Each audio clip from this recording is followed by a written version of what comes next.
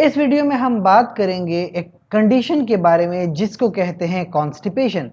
अब कॉन्स्टिपेशन का सादा सा मतलब कब्ज है कि जब आपकी जो बावल मूवमेंट है वो बिल्कुल बहुत स्लो हो जाती है और वेस्ट प्रोडक्ट को आप एक्सक्रीट नहीं कर पाते, यानी डेफिकेशन का प्रोसेस बहुत स्लो हो जाता है। इसको कॉन्स्टिपेशन कहते हैं और ये हर किसी को हो सकती है, मर्दों में, ख़वातीन में, ज़्यादातर बड़ी उम्र के लोगों में कॉन्स्टिपेशन बहुत ही कॉमन है। हर दूसरे तीसरे बंदा कॉन्स्टिपेटेड है। लेकिन एक खास कंडीशन पे आज हम बात करेंगे, कॉन्स्टिपेशन ड्यूरिंग प्रेगनेंसी। प्रेगनेंसी में ख़वातीन को कॉन्स्टिपेशन क्यों होती है, उसकी वजूहात क्या हैं। दो बड़ी बड़ी वजूहात के बारे में आपको मैं बताऊंगा कि व्हाट इज़ कॉन्स्टिपेशन, ये कब स्टार्ट होती है और कितनी कॉमन है प्रेगनेंसी में। अच्छा, कॉन्स्टिपेशन का वैसे मैंने मतलब आपको जो समझाया कि हैव अ बावल मूवमेंट जो कि बहुत ही स्लो है, ठीक है। तो ऐसी बावल मूवमेंट जो बहुत स्लो होगी तो उस बावल की मूवमेंट से जो आपका वेस्ट प्रोडक्ट है वो आगे मूव नहीं करता, ठीक है। अब प्रेगनेंसी में ही क्यों ऐसा है? प्रेगनेंसी में दरअसल हार्मोनल चेंजेस होती हैं।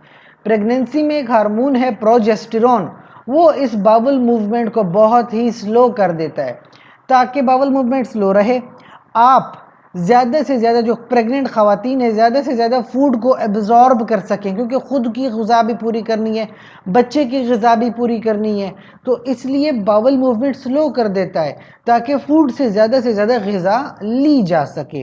लेकिन उसका प्रॉब्लम ये है कि फिर कॉन्स्टिपेशन की प्रॉब्लम आ जाती है। देखें, इतनी अर्ली प्रेगनेंसी में कॉन्स्टिपेशन शुरू हो जाती है, तकरीबन आप देख लें फर्स्ट ट्राइमेस्टर में शुरू हो सकती है, लेकिन ज़्यादा सीवियर आपको थर्ड ट्राइमेस्टर में ज़्यादा सीवियर मिलती है, ठीक है। और 16 to 39% ख़वातीन जो हैं वो थर्ड ट्राइमेस्टर में कॉन्स्टिपेटेड होती हैं। अब ये बहुत बड़ी परसेंटेज है, यानी 100 में से 39 ख़वातीन कॉन्स्टिपेटेड हैं।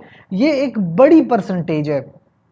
थर्ड ट्राइमेस्टर में क्योंकि फिटस बहुत ही हैवीएस्ट होता है, बच्चा काफ़ी बड़ा हो जाता है, तो वो बावल पे बहुत प्रेशर डालता है। पहली वजह तो ये है कि उस प्रेशर की वजह से इंटेस्टाइन बहुत ही प्रेस कर जाती हैं, और जब इतने प्रेशर में आ जाती हैं तो फिर वो फूड आगे मूव नहीं कर पाता, यानी जो वेस्ट है वो आगे मूव नहीं कर पाता, जिसकी वजह से फिर मदर्स कॉन्स्टिपेटेड होती हैं। और ये जो हार्मोनल चेंजेस की मैंने बात की, स्पेसिफिकली प्रोजेस्टेरॉन जो है वो इतना स्लो कर देता है बावल की मूवमेंट को, ताकि जितना भी वाटर है, जितना भी न्यूट्रिएंट है वो माँ फूड से एब्जॉर्ब कर सके। फूड इतना ड्राई हो जाता है ना कि वो ड्राइनेस की वजह से आगे मूव ही नहीं कर पाता, तो वो इतना ड्राई है, मूव कर नहीं रहा, तो माएँ कॉन्स्टिपेटेड रहती हैं। और कॉन्स्टिपेशन कोई एक नॉर्मल बात नहीं है, constipation can lead to psychological issues. तो जब तक आपकी बावल मूवमेंट अच्छी है तो डेफिकेशन जितनी अच्छी होती है इंसान उतना ही जो है रिलैक्स रहता है। जो बंदा कॉन्स्टिपेटेड होता है वो बंदा बहुत साइकोलॉजिकल स्ट्रेस में आता है, ये बहुत सीवियर कंडीशन होती है। सो इस वीडियो में हमने बात की है कि कॉन्स्टिपेशन प्रेगनेंसी में किस तरह से आती है, और नेक्स्ट टाइम हम बात करेंगे कि प्रेगनेंसी में कॉन्स्टिपेशन को फिर मैनेज किस तरह से करते हैं। नेक्स्ट वीडियो में हम इस पे बात करेंगे। That's all. कोई क्वेश्चन हो तो कमेंट सेक्शन में ज़रूर पूछिए। वीडियो को लाइक करें, कमेंट करें, शेयर करें और सब्सक्राइब कीजिए। शुक्रिया।